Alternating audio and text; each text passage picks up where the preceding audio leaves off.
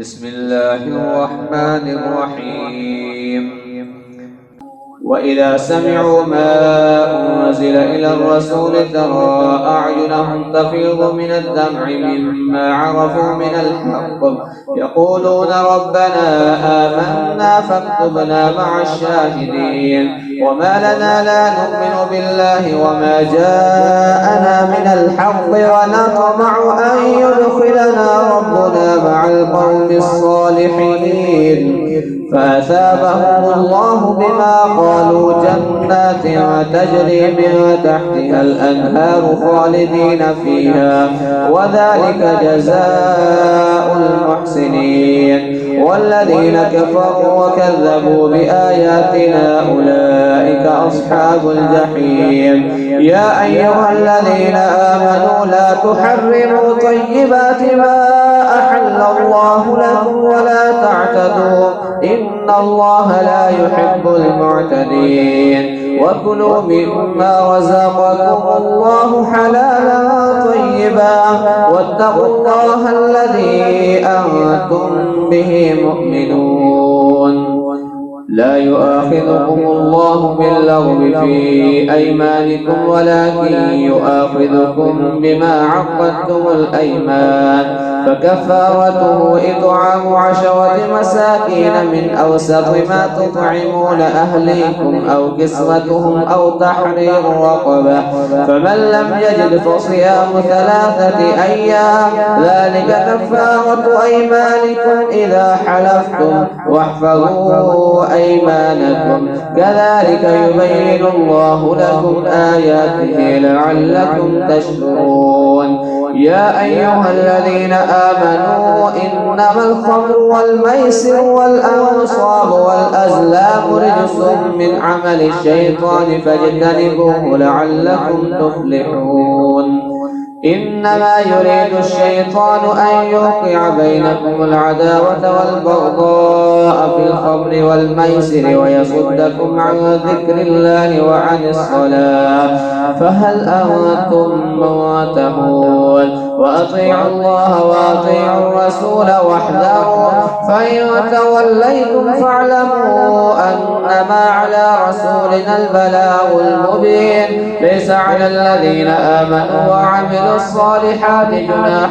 فيما طعموا إذا ما اتقوا وآمنوا وعملوا الصالحات ثم اتقوا وآمنوا ثم اتقوا وأحسنوا والله يحب المحسنين. يا أيها الذين آمنوا ليبلونكم الله بشيء من الصيد تناله أيديكم ورماحكم ليعلم الله من يخافه بالغيب فمن اعتدى بعد ذلك فله عذاب أليم. يا أيها الذين آمنوا لا تقتلوا الصيد وأنتم حرم ومن قتله منكم متعمدا فجزاء مثل ما قتل من النعم يحكم به ذوى عدل منكم هديا بالغ الكعبة أو كفارة وطعام مساكين أو عدل ذلك صياما ليذوق وبال أمره عفى الله عما سلف ومن عاد فينتقم الله منه والله عزيز ذو انتقام. أحل لكم صيد البحر وطعامه متاعا لكم وللسيارة وحرم عليكم صيد البر ما دمتم حرما واتقوا الله الذي إليه تحشرون. جعل الله الكعبة البيت الحرام قياما للناس والشهر الحرام والهدي والقلائد ذلك لتعلموا أن الله يعلم ما في السماوات وما في الأرض وأن الله بكل شيء عليم. اعلموا أن الله شديد العقاب وأن الله غفور رحيم. ما على الرسول إلا البلاغ والله يعلم ما تبدون وما تكتمون. قل لا يستوي الخبيث والطيب ولو أعجبك كثرة الخبيث فاتقوا الله يا أولي الألباب لعلكم تفلحون. يا أيها الذين آمنوا لا تسألوا عن أشياء إن تبد لكم تسؤكم وإن تسألوا عنها حين ينزل القرآن تبد لكم عفى الله عنها والله غفور حليم. قد سألها قوم من قبلكم ثم أصبحوا بها كافرين. ما جعل الله من بحيرة ولا سائبة ولا وصيلة ولا حام ولكن الذين كفروا يفترون على الله الكذب وأكثرهم لا يعقلون. وإذا قيل لهم تعالوا إلى ما أنزل الله وإلى الرسول قالوا حسبنا ما وجدنا عليه آباءنا أولو كان آباؤهم لا يعلمون شيئا ولا يهتدون. يا أيها الذين آمنوا عليكم أنفسكم لا يضركم من ضل إذا اهتديتم إلى الله مرجعكم جميعا فينبئكم بما كنتم تعملون. يا أيها الذين آمنوا شهادة بينكم إذا حضر أحدكم الموت حين الوصية اثنان ذوى عدل منكم أو آخران من غيركم إن أنتم ضربتم في الأرض فأصابتكم مصيبة الموت تحبسونهما من بعد الصلاة فيقسمان بالله إن ارتبتم لا نشتري به ثمنا ولو كان ذا قربى ولا نكتم شهادة الله إنا إذا لمن الآثمين. فإن عثر على أنهما استحقا إثما فآخران يقومان مقامهما من الذين استحق عليهم الأوليان فيقسمان بالله لشهادتنا أحق من شهادتهما وما اعتدينا إنا إذا لمن الظالمين. ذلك أدنى أن يأتوا بالشهادة على وجهها أو يخافوا أن ترد أيمان بعد أيمانهم واتقوا الله واسمعوا والله لا يهدي القوم الفاسقين. يوم يجمع الله الرسل فيقول ماذا أجبتم قالوا لا علم لنا إنك أنت علام الغيوب. إذ قال الله يا عيسى ابن مريم اذكر نعمتي عليك وعلى والدتك إذ أيدتك بروح القدس تكلم الناس في المهد وكهلا وإذ علمتك الكتاب والحكمة والتوراة والإنجيل وإذ تخلق من الطين كهيئة الطير بإذني فتنفخ فيها فتكون طيرا بإذني وتبرئ الأكمه والأبرص بإذني وإذ تخرج الموتى بإذني وإذ كفرت بني إسرائيل عنك إذ جئتهم بالبينات فقال الذين كفروا منهم إن هذا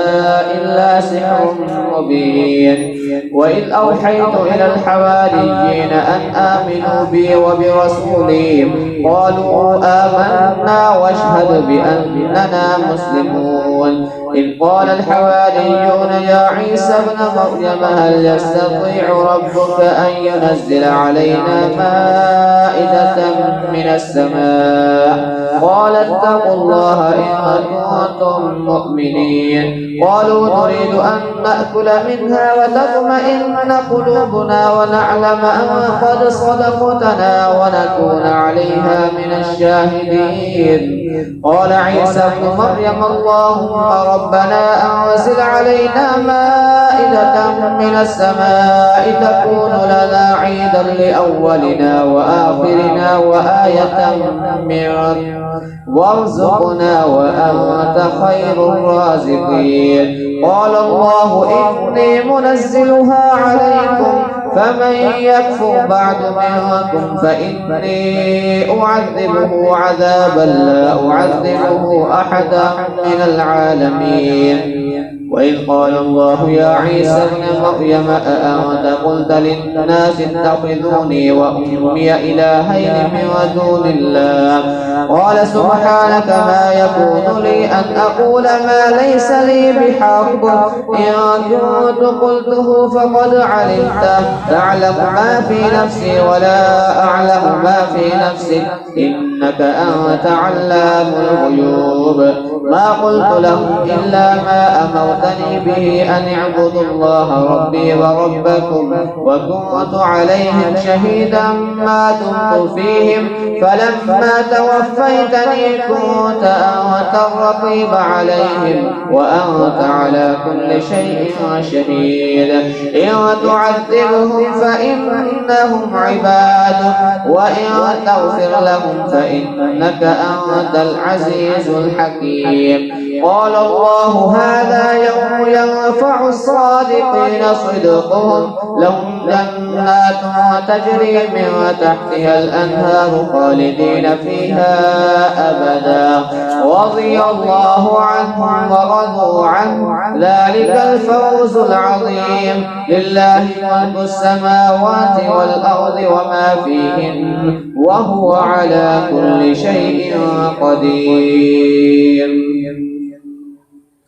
بسم الله الرحمن الرحيم الحمد لله الذي خلق السماوات والأرض وجعل الظلمات والنور ثم الذين كفروا بربهم يعدلون هو الذي خلقكم من طين ثم قضى أجلا وأجل مسمى عنده ثم أنتم تمترون وهو الله في السماوات وفي الأرض يعلم سركم وجهركم ويعلم ما تكسبون وما تأتيهم من آية من آيات ربهم إلا كانوا عنها محرضين فقد كذبوا بالحق لما جاءهم فسوف يأتيهم أنباء ما كانوا به يستهزئون ألم يروا كم أهلكنا من قبلهم من قرن مكناهم في الأرض ما لم نمكن لكم وأرسلنا السماء عليهم مدرارا وجعلنا الأنهار تجري من تحتهم فأهلكناهم بذنوبهم وأنشأنا من بعدهم قرنا آخرين ولو نزلنا عليك كتابا في قرطاس فلمسوه بأيديهم لقال الذين كفروا إن هذا إلا سحر مبين وقالوا لولا أنزل عليه ملك ولو أنزلنا ملكا لقضي الأمر ثم لا ينظرون ولو جعلناه ملكا لجعلناه رجلا وللبسنا عليهم ما يلبسون ولقد استهزئ برسل من قبلك فحاق بالذين سخروا منهم ما كانوا به يستهزئون قل سيروا في الأرض ثم انظروا كيف كان عاقبة المكذبين قل لمن ما في السماوات والأرض قل لله كتب على نفسه الرحمة ليجمعنكم إلى يوم القيامة لا ريب فيه الذين خسروا أنفسهم فهم لا يؤمنون وله ما سكن في الليل والنهار وهو السميع العليم قل أغير الله يتخذ وليا فاطر السماوات والأرض وهو يطعم ولا يطعم قل إني أمرت أن أكون أول من أسلم ولا تكونن من المشركين قل إني أخاف إن عصيت ربي عذاب يوم عظيم من يصرف عنه يومئذ فقد رحمه وذلك الفوز المبين وإن يمسسك الله بضر فلا كاشف له إلا هو وإن يمسسك بخير فهو على كل شيء قدير وهو القاهر فوق عباده وهو الحكيم الخبير قل أي شيء أكبر شهادة قل الله شهيد بيني وبينكم وأوحي إلي هذا القرآن لأنذركم به ومن بلغ أئنكم لتشهدون أن مع الله آلهة أخرى قل لا أشهد قل إنما هو إله واحد وإنني بريء مما تشركون الذين آتيناهم الكتاب يعرفونه كما يعرفون أبناءهم الذين خسروا أنفسهم فهم لا يؤمنون ومن أظلم ممن افترى على الله كذبا أو كذب بآياته إنه لا يفلح الظالمون ويوم نحشرهم جميعا ثم نقول للذين أشركوا أين شركاؤكم الذين كنتم تزعمون ثم لم تكن فتنتهم إلا أن قالوا والله ربنا ما كنا مشركين انظر كيف كذبوا على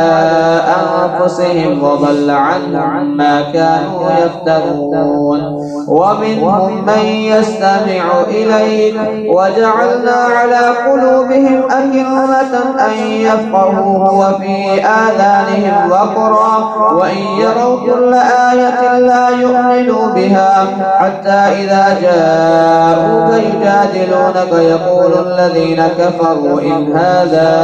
إلا أساطير الأولين وهم ينهون عنه وينأون عنه وإن يهلكون إلا أنفسهم وما يشعرون ولو ترى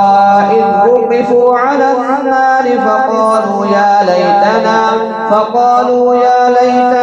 نرد ولا نكذب بآيات ربنا ونكون من المؤمنين بل بدا لهم ما كانوا يخفون من قبل ولو ردوا لعادوا لما نهوا عنه وإنهم لكاذبون وقالوا إن هي إلا حياتنا الدنيا وما نحن بمبعوثين ولو ترى إذ وقفوا على ربهم قال أليس هذا بالحق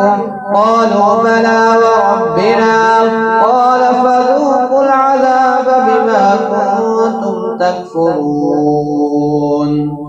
قد خسر الذين كذبوا بلقاء الله حتى إذا جاءتهم الساعة بغتة وقالوا يا حسرتنا على ما فرطنا فيها وهم يحملون أوزارهم على ظهورهم ألا ساء ما يزرون وما الحياة الدنيا إلا لعب ولهو وللدار الآخرة خير للذين يتقون أفلا تعقلون قد نعلم إنه ليحزنك الذي يقولون فإنهم لا يكذبونك ولكن الظالمين بآيات الله يجحدون ولقد كذبت رسل من قبلك فاصطبروا على ما كذبوا وأوذوا حتى أتاهم نصرنا ولا مبدل لكلمات الله ولقد جاءك من نبأ المرسلين وإن كان كبر عليك إعراضهم فإن استطعت أن تبتغي نفقا في الأرض أو سلما في السماء فتأتيهم بآية ولو شاء الله لجمعهم على الهدى فلا تكونن من الجاهلين إنما يستجيب الذين يسمعون والموتى يبعثهم الله ثم إليه يرجعون وقالوا لولا نزل عليه آية من ربه قل إن الله قادر على أن ينزل آية ولكن أكثرهم لا يعلمون وما من دابة في الأرض ولا طائر يطير بجناحيه إلا أمم أمثالكم ما فرطنا في الكتاب من شيء ثم إلى ربهم يحشرون والذين كذبوا بآياتنا صم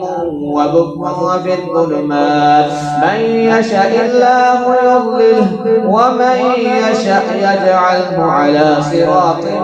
مستقيم قل أرأيتكم إن أتاكم عذاب الله أو أتتكم الساعة غير الله تدعون إن كنتم صادقين بل إياه تدعون فيكشف ما تدعون إليه إن شاء وتنسون ما تشركون ولقد أرسلنا إلى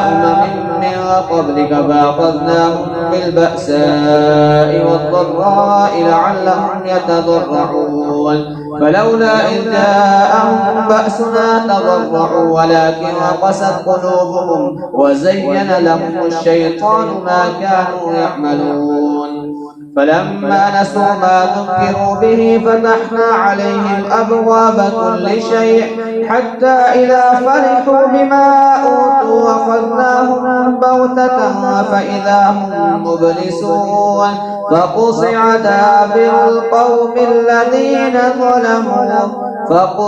دابر القوم الذين ظلموا والحمد لله رب العالمين قل أرأيتم إن أخذ الله سمعكم وأبصاركم وختم على قلوبكم من إله غير الله يأتيكم به انظر كيف نصرف الآيات ثم هم يصدفون قل أرأيتكم إن أتاكم عذاب الله بغتة أو جهرة هل يهلك إلا القوم الظالمون وما نرسل المرسلين إلا مبشرين ومنذرين فمن آمن وأصلح فلا خوف عليهم ولا هم يحزنون والذين كذبوا بآياتنا يمسهم العذاب بما كانوا يفسقون قل لا أقول لكم عندي خزائن الله ولا أعلم الغيب ولا أقول لكم إني ملك إن أتبع إلا ما يوحى إلي قل هل يستوي الأعمى والبصير أفلا تتفكرون وأنذر به الذين يخافون أن يحشروا إلى ربهم ليس لهم من دونه ولي ولا شفيع لعلهم يتقون ولا تطرد الذين يدعون ربهم بالغداة والعشي يريدون وجهه ما عليك من حسابهم من شيء وما من حسابك عليهم من شيء فتطردهم فتكون من الظالمين وكذلك فتنا بعضهم ببعض ليقولوا أهؤلاء من الله عليهم من بيننا أليس الله بأعلم بالشاكرين وإذا جاءك الذين يؤمنون بآياتنا فقل سلام عليكم كتب ربكم على نفسه الرحمة أنه من عمل منكم سوءا بجهالة ثم تاب من بعده وأصلح فأنه غفور رحيم وكذلك نفصل الآيات ولتستبين سبيل المجرمين قل إني نهيت أن أعبد الذين تدعون من دون الله قل لا أتبع أهواءكم قد ضللت إذا وما أنا من المهتدين قل إني على بينة من ربي وكذبتم به ما عندي ما تستعجلون به إن الحكم إلا لله يقص الحق وهو خير الفاصلين قل لو أن عندي ما تستعجلون به لقضي الأمر بيني وبينكم والله أعلم بالظالمين وعنده مفاتح الغيب لا يعلمها إلا هو ويعلم ما في البر والبحر وما تسقط من ورقة إلا يعلمها ولا حبة في ظلمات الأرض ولا رطب ولا يابس إلا في كتاب مبين وهو الذي يتوفاكم بالليل ويعلم ما جرحتم بالنهار ثم يبعثكم فيه ليقضى أجل مسمى ثم إليه مرجعكم ثم ينبئكم بما كنتم تعملون وهو القاهر فوق عباده ويرسل عليكم حفظة حتى إذا جاء أحدكم الموت توفته رسلنا وهم لا يفرطون ثم ردوا إلى الله مولاهم الحق ألا له الحكم وهو أسرع الحاسبين قل من ينجيكم من ظلمات البر والبحر تدعونه تضرعا وخفية لئن أنجانا من هذه لنكونن من الشاكرين قل الله ينجيكم منها ومن كل كرب ثم أنتم تشركون قل هو القادر على أن يبعث عليكم عذابا من فوقكم أو من تحت أرجلكم أو يلبسكم شيعا ويذيق بعضكم بأس بعض انظر كيف نصرف الآيات لعلهم يفقهون وكذب به قومك وهو الحق قل لست عليكم بوكيل لكل نبأ مستقر وسوف تعلمون وإذا رأيت الذين يقولون في آياتنا فأعرض عنهم حتى يقولوا في حديث غيره وإما ينسينك الشيطان فلا تقعد بعد الذكرى مع القوم الظالمين وما على الذين يتقون من حسابهم من شيء ولكن ذكرى لعلهم يتقون وذر الذين اتخذوا دينهم لعبا ولهوا وغرتهم الحياة الدنيا وذكر به أن تبسل نفس بما كسبت ليس لها من دون الله ولي ولا شفيع وإن تعدل كل عدل لا يؤخذ منها أولئك الذين أبسلوا بما كسبوا لهم شراب من حميم وعذاب أليم بما كانوا يكفرون قل أندعو من دون الله ما لا ينفعنا ولا يضرنا ونرد على أعقابنا بعد إذ هدانا الله كالذي استهوته الشياطين في الأرض حيران له أصحاب يدعونه إلى الهدى ائتنا قل إن هدى الله هو الهدى وأمرنا لنسلم لرب العالمين وأن أقيموا الصلاة واتقوه وهو الذي إليه تحشرون وهو الذي خلق السماوات والأرض بالحق ويوم يقول كن فيكون قوله الحق وله الملك يوم ينفخ في الصور عالم الغيب والشهادة وهو الحكيم الخبير وإذ قال إبراهيم لأبيه آزر أتتخذ أصناما آلهة إني أراك وقومك في ضلال مبين وكذلك نري إبراهيم ملكوت السماوات والأرض وليكون من الموقنين فلما جن عليه الليل رأى كوكبا قال هذا ربي فلما أفل قال لا أحب الآفلين فلما رأى القمر بازغا قال هذا ربي فلما أفل قال لئن لم يهدني ربي لأكونن من القوم الضالين فلما رأى الشمس بازغة قال هذا ربي هذا أكبر فلما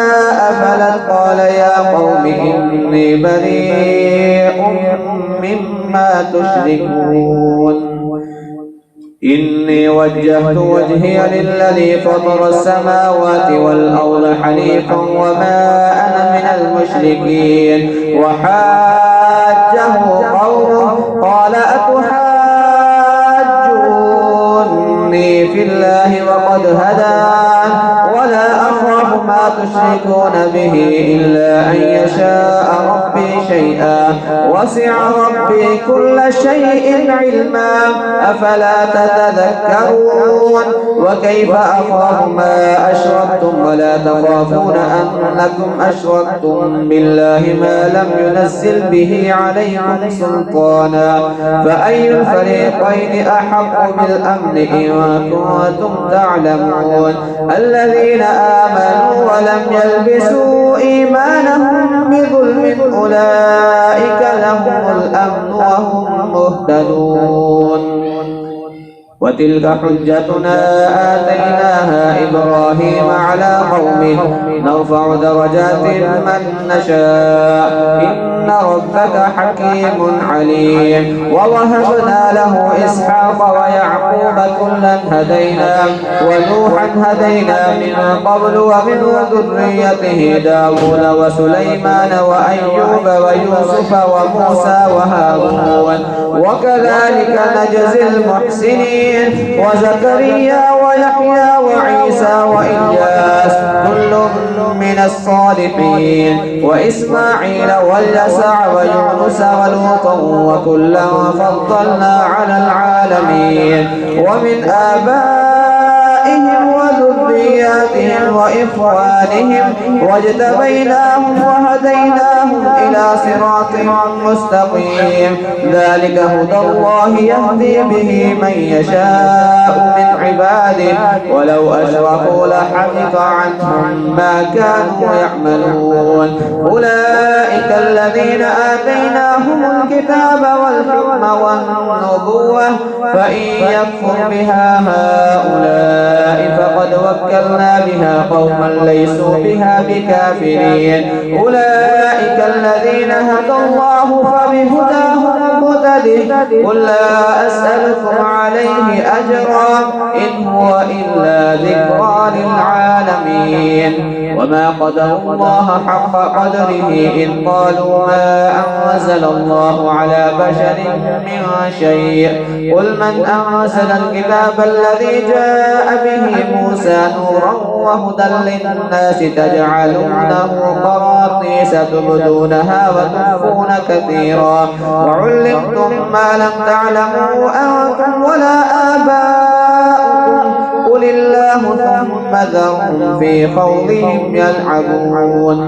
وهذا كتاب أنزلناه مبارك مصدق الذي بين يديه ولتنذر أم القرى ومن حولها والذين يؤمنون بالآخرة يؤمنون به وهم على صلاتهم يحافظون. ومن أظلم ممن افترى على الله كذبا أو قال أوحي إلي ولم يوحى إليه شيء ومن قال سأنزل مثل ما أنزل الله.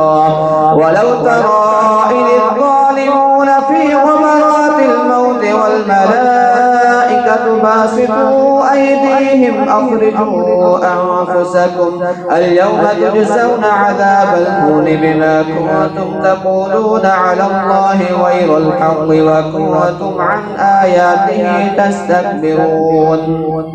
ولقد جئتمونا فرادا كما خلقناكم أول مرة وتركتم ما خولناكم وراء ظهوركم وما نرى معكم شفعاءكم الذين زعمتم أنهم فيكم شركاء لقد تقطع بينكم وضل عنكم ما كنتم تزعمون. إن الله فالق الحب والنوى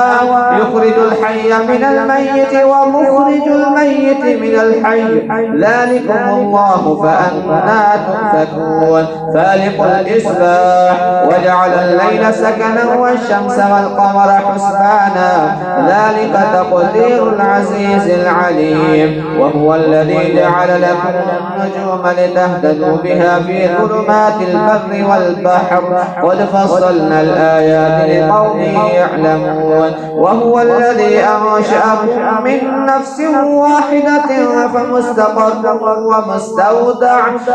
قد فصلنا الآيات لقوم يفقهون وهو الذي أرسل من السماء ماء فأخرجنا به نبات كل شيء فأخرجنا منه خضرا نخرج منه حبا متراكبا ومن النخل من طلعها قنوان ودانية وجنات من أعناب والزيتون والرمان مشتبها وغير متشابه انظروا إلى ثمره إذا أثمر وينعه إن في ذلك لآيات لقوم يؤمنون وجعلوا لله شركاء الجن وخلقهم وخرقوا له بنين وبنات بغير علم سبحانه وتعالى عما يصفون بديع السماوات والأرض أنى يكون له ولد ولم تكن له صاحبة وخلق كل شيء وهو بكل شيء عليم ذلكم الله ربكم لا إله إلا هو خالق كل شيء فاعبدوه وهو على كل شيء وكيل لا تدركه الأبصار وهو يدرك الأبصار وهو اللطيف الخبير قد جاءكم بصائر من ربكم فمن أبصر فلنفسه ومن عمي فعليها وما أنا عليكم بحفيظ وكذلك نصرف الآيات وليقولوا درست ولنبينه لقوم يعلمون اتبع ما أوحي إليك من ربك لا إله إلا هو وأعرض عن المشركين ولو شاء الله ما أشركوا وما جعلناك عليهم حفيظا وما أنت عليهم بوكيل ولا تسبوا الذين يدعون من دون الله فيسبوا الله عدوا بغير علم كذلك زينا لكل أمة عملهم ثم إلى ربهم مرجعهم فينبئهم بما كانوا يعملون وأقسموا بالله جهد أيمانهم لئن جاءتهم آية ليؤمنن بها قل إنما الآيات عند الله وما يشعركم أنها إذا جاءت لا يؤمنون ونقلب أفئدتهم وأبصارهم كما لم يؤمنوا به أول مرة ونذرهم في طغيانهم يعمهون